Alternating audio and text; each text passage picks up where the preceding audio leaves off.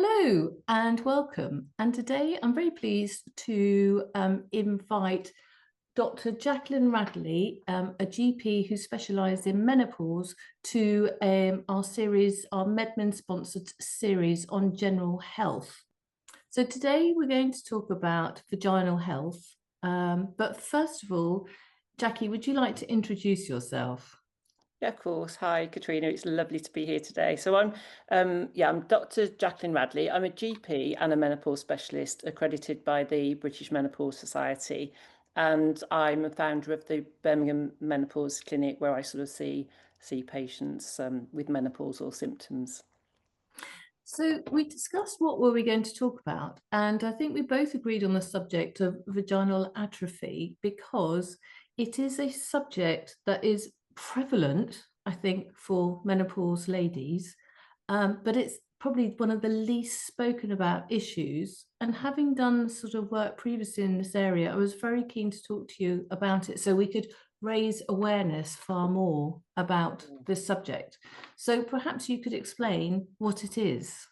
Of course, yeah. So vaginal atrophy, we sort of not the nicest of words, but that's what it was originally called. We sometimes call it GSM, which is genitourinary syndrome of the menopause. So when we go into menopause, we lose estrogen, the ovaries stop making estrogen.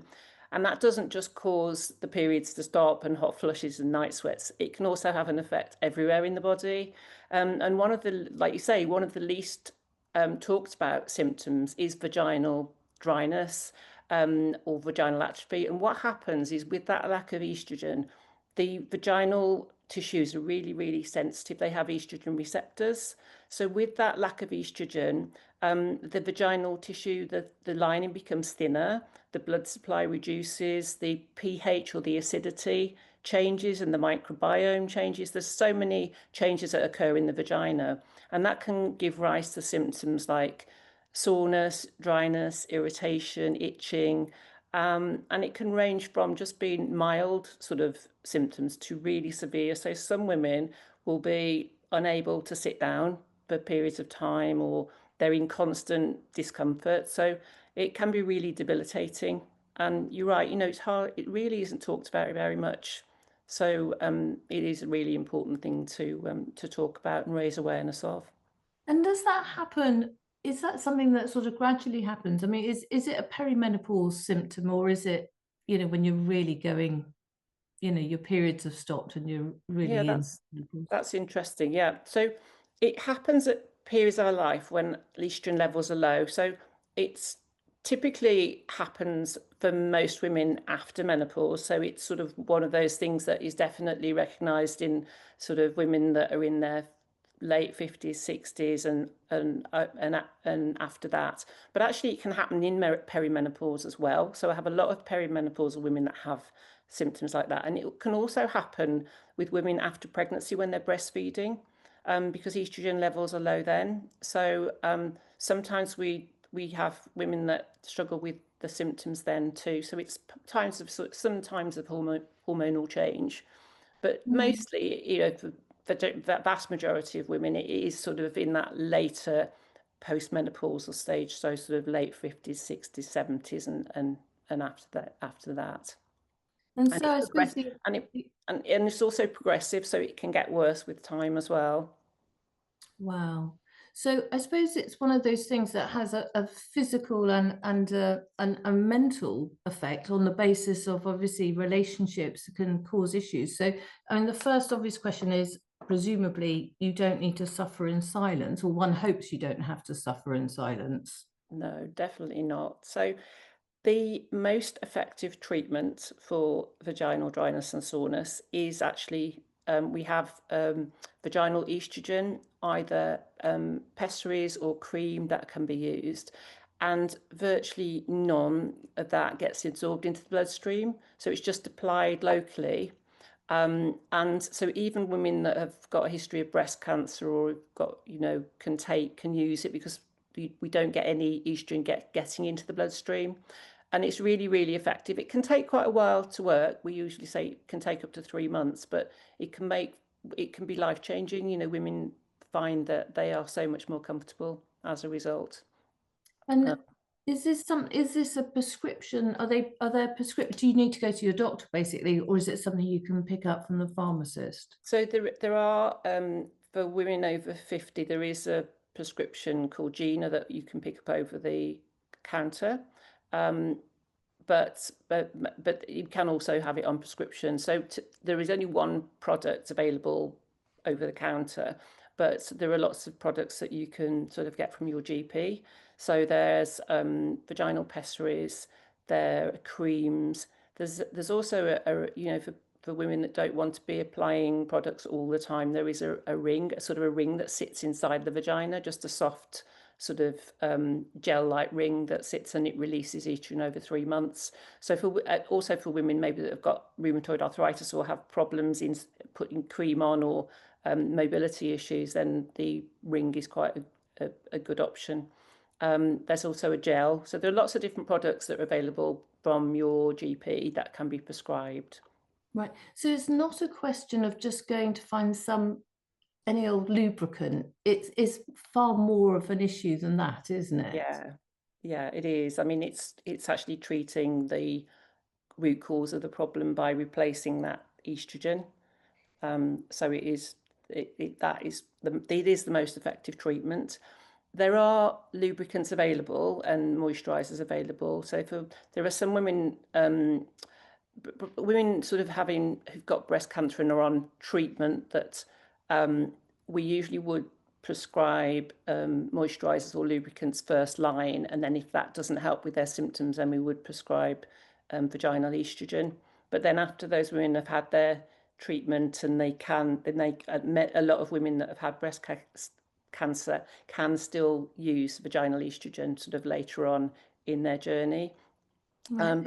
But if you are going to use a moisturizer or a lubricant which can be prescribed but also over the counter, it's important that you choose a product that is kind to the vagina, because some of them are quite harsh. You need to have something that's got the right acidity, that's got the same consistency as vaginal fluids, and some of the products out there are not really helpful at all. So there are a few, can't really advertise any in particular, but it is important you maybe go and see your pharmacist and ask which ones are the most suitable. But it's best just not to pick up something without doing a bit of research. Yes, because clearly it's a bigger problem than one Yeah. person sort of thinks. So, and the So moisturisers are used to just keep that moisture in the vagina constantly. So they're sort of used sort of 2 or 3 times a week, and they create a nice film in the lining of the vagina and just protect it. And then the lubricants are then used. You use them just when, for sexual intercourse. So the lubricants would be just used as and when, whereas the moisturisers are used constantly. But that's it's an option for women that really don't want to use vaginal estrogen. It's nice to know that there are other options available. yeah, absolutely. So I mean, one of the biggest issues, which is why we're talking about it, is that it's quite taboo in that people don't talk about it. It's not something that they talk within their friend sets and all of those sort of things. So how would you advise people? I mean, it's one thing talking to a doctor, and then it's another one trying to talk to a pharmacist if it's sort of That's directly true. over the counter. Yeah. And also, your partner. Do you advise people on how to open up these discussions? Okay, so from the point of view of the sort of when women come to see me in my menopause clinic, I tend to send them out a questionnaire. So in my private clinic, I send them a questionnaire, and they'll fill in all the symptoms that they've got. And on that questionnaire includes things like vaginal dryness or any urinary symptoms, or those sort of symptoms. And so I will know whether they're suffering with those, and I can bring them up. I do an NHS clinic that I do by telephone, and it's just one of the questions that I always ask. It's become routine. But I guess if you're going to see your GP and it's only a 10-minute appointment, it's really difficult to cover everything. So it might be that you might want to find a menopause questionnaire online, but that has all the symptoms of menopause, and just tick the ones that you get in, and you could hand it to your GP if you were feeling, you know, awkward about mentioning it.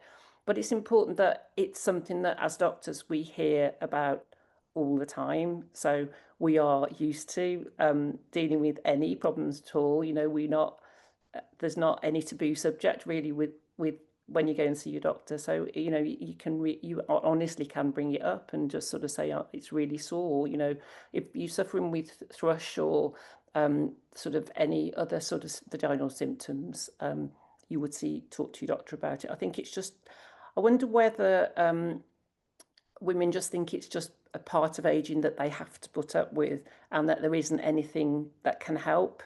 And I think knowing that it does happen to about 70 to 80% of women that will get some sort of symptoms after menopause.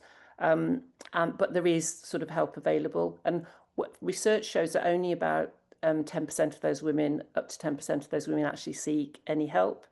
And we're not sure whether it's because they don't want to talk about it or whether it's just because they don't realise that there are things that will help them. Yeah, that's I mean that actually has really shocked me that 10% and 70 to 80% of people will experience that. That's a huge gulf, isn't it? It is, and it's just a fraction of women that are actually seeking help. But I think as we raise awareness, more women it will just become much more of a natural subject to talk about, you know, not just brushed under the carpet. Yeah, and it is interesting considering how much there's menopause everywhere, but there isn't this information about No. menopause. And the other thing that happens that's associated with this, we call it genitourinary syndrome of the menopause, which is quite a mouthful, but the lack of estrogen doesn't just affect the vagina and vaginal dryness, it also affects the bladder.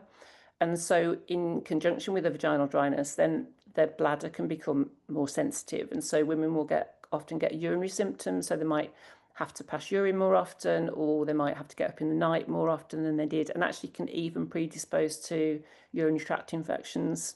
So vaginal estrogen also helps with all of those urinary symptoms and bladder symptoms that women get as well. And I mean, I've found it can be completely life-changing, you know, having some just simple thing like some vaginal estrogen cream or a pessary can help with urinary symptoms and all the vaginal dryness and soreness. Gosh. Well, thank you. And I think, you know, you just want to say to people, don't suffer in silence. There are Absolutely. things, and it can be, as you said, completely life-changing. Definitely. Absolutely. Thank you very much indeed, Jackie. Thank Oh, you. you're welcome. Lovely to speak to you.